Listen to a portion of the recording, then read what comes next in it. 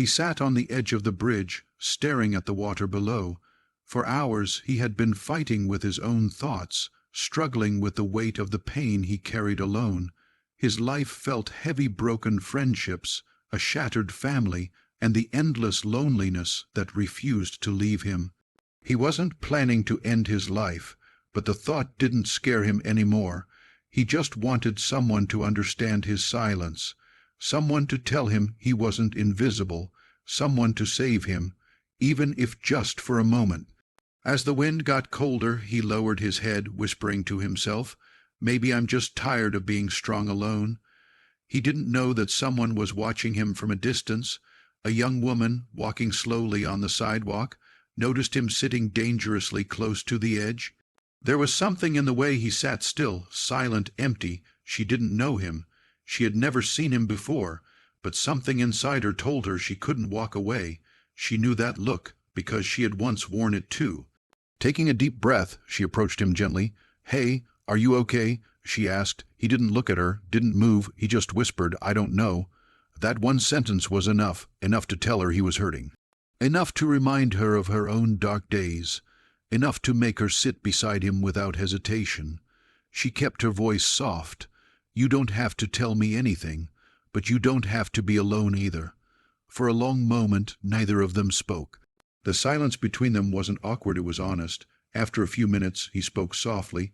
"I feel like nothing I do matters. I feel tired." She nodded slowly. "I know that feeling more than you think." He finally turned to look at her. Her eyes weren't filled with fear or judgment, only quiet understanding. "You okay?" he asked her, noticing the sadness she hid behind her courage.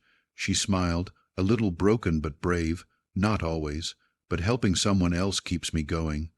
And that was the moment he unknowingly saved her too. She had been hurting for months. She had lost her mother, the only person who understood her heart. She had been fighting waves of grief, drowning in memories she couldn't escape. She felt lost, like she had no reason to get out of bed most mornings. But seeing him there, seeing someone else on the edge of breaking, stirred something inside her, a forgotten strength. Helping him made her feel alive again. "What's your name?" she asked. "Adam," he replied. "I'm Aisha," she said with a warm tone. The wind blew gently as if trying to comfort both of them. Aisha continued, "Adam, listen, maybe life feels heavy right now, maybe too heavy, but sometimes one conversation, one moment, one person can change everything." He closed his eyes. A tear fell, surprising even him. "I don't want to feel like this anymore." "You won't," she whispered, "not alone." They sat there together until the sun began to set. For the first time in days, Adam felt a tiny spark inside him, small, fragile, but real. Hope. He wasn't healed, but he wasn't drowning anymore either. As they got up, Adam said, "Thank you. You saved me today." But Aisha shook her head gently. "No, maybe we saved each other." And she meant it. The next day, Adam expected that she wouldn't show up again. People often came like shadows in his life, kind for a moment, then gone. But Aisha wasn't like others. She found him at the same spot, sitting on a bench with 2 cups of coffee. "For you," she said, smiling. "I don't drink coffee." He whispered, "Then it's time to start."